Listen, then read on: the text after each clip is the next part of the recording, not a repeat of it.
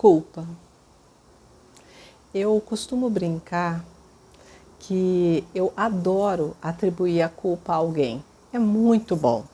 Quando a gente pode, né, olhar para alguém, para alguma situação e falar: você é culpada, você é culpado. É uma coisa maravilhosa, né? Dá uma sensação de alívio incrível. Então, eu costumo brincar que quando eu consigo achar uma pessoa, uma situação que eu posso jogar culpa, eu me alivio totalmente. É fantástico, porque a partir daquele momento que eu atribuo a culpa a algo, a alguém, parece que eu me livro, como que magicamente, num problema que está acontecendo, não é? Então é como se fosse assim, quando a gente culpa alguém ou alguma coisa por um insucesso, por um fracasso, uma situação que aconteceu de forma equivocada, qualquer situação de desajuste e que aquilo chega para nós, não é? Como se fosse uma cobrança, não é? Como é que isso foi acontecer, ou como é que não aconteceu, como aconteceu desse jeito? Aí eu falo: nossa, mas é que você é culpada, culpado, aquilo é culpado. Não é uma delícia, gente? É um salvo-conduto, é um alívio. E por que dá esse alívio? Porque nos livra da responsabilidade das consequências. Quando a gente fala você é culpada, culpado, aquilo tem culpa, né? Na verdade a gente está informando para o mundo, para todo mundo: não venham me cobrar porque eu não tenho responsabilidade sobre esse problema. Ele não aconteceu por minha causa, aconteceu por causa daquilo, daquele, daquela, né?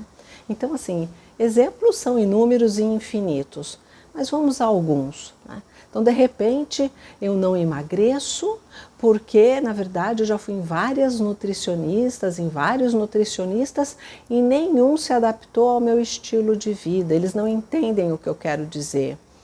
Ou eu não faço atividade física porque eu não tenho dinheiro para pagar aquela academia, porque se eu tivesse um personal, aí vocês iam ver como é que eu ficaria. Ou é porque a academia não está no caminho entre o trabalho e a casa, a escola e a casa, então fica tudo difícil, né? Ou então porque muitas vezes a questão do dinheiro, então eu não posso ir naquele lugar, eu não posso ir naquela roupa, então eu não fiz isso e não fiz aquilo. Então é o dinheiro, é a distância, é o tempo, né? Sempre, ou a pessoa certa não apareceu, não é culpa minha.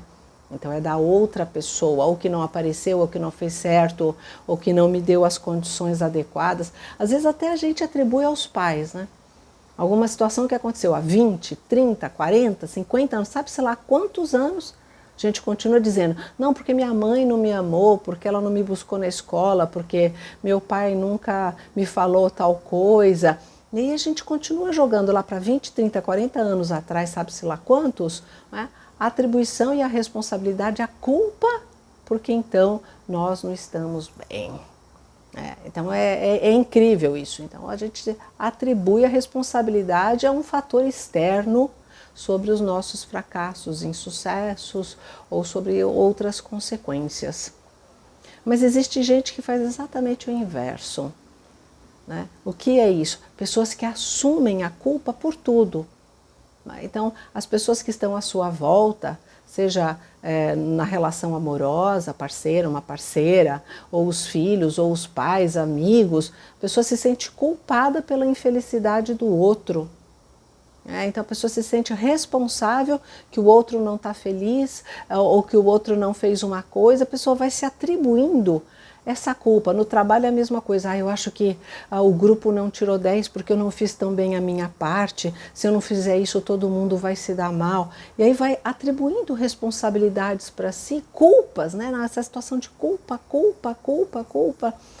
Tem gente que faz isso, como uma esponja, absorve a culpa do mundo nas suas costas, né? E tem esses dois modelos. É claro que às vezes a gente faz um pouco isso, assume uma culpa de algo que não foi devido, ou às vezes a gente acusa alguém sobre uma culpa que não é. Quer dizer, existe essa dinâmica, infelizmente, na nossa sociedade. Mas, na verdade, qual é o avanço que deveria ter sobre isso? não é? Saber quais são as responsabilidades, que cada pessoa assuma a sua responsabilidade, a sua cota-parte naquela relação, naquele trabalho, nos seus próprios sonhos e objetivos. Será que nós estamos realmente fazendo esse exercício em entender se algo não aconteceu na nossa vida? Qual é a nossa cota de responsabilidade por nós não termos nos esforçado? Às vezes realmente, não importa o esforço que a gente faça, às vezes até esforços hercúleos além dos nossos limites, e a gente não consegue determinados objetivos. Então a gente tem que parar, pensar e rever as nossas responsabilidades, mas não nos atribuirmos culpa pelos nossos próprios fracassos ou culpar alguém. O que eu quero dizer no final das contas, e o que eu quero provocar é, e se a palavra culpa deixasse de existir? E se a gente pudesse acordar amanhã cedo e a palavra culpa não existir mais no nosso mundo? Simplesmente sumir das nossas ideias, sumir dos nossos corações, sumir do dicionário, sumir, simplesmente sumir, como sentimento, como palavra, como ação, né? Simplesmente sumir. Como é que seria isso? Será que ao invés de um vazio, será que ao invés de um buraco, nós não nos sentiríamos mais leve? Para que serve a culpa no final das contas? Para que ela existe? O que ela traz de bom? A culpa não resolve nada.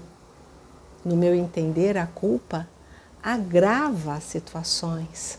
Ela não nos deixa ver de fato, de uma forma mais lúcida e serena, como as coisas aconteceram ou acontecem. Atribuir culpa é, na verdade, trazer para um ambiente de cegueira, né, para um tumulto, para nós nos perdermos no meio do processo e nos perdermos com relação aos nossos objetivos, aos nossos valores, aquilo que é saudável, aquilo que é bom, né, e saber que as coisas têm seus tempos para acontecer e que a gente às vezes erra mesmo e depois a gente vai acertando e é assim mesmo. Então, e aí? Vamos tirar a culpa das nossas vidas?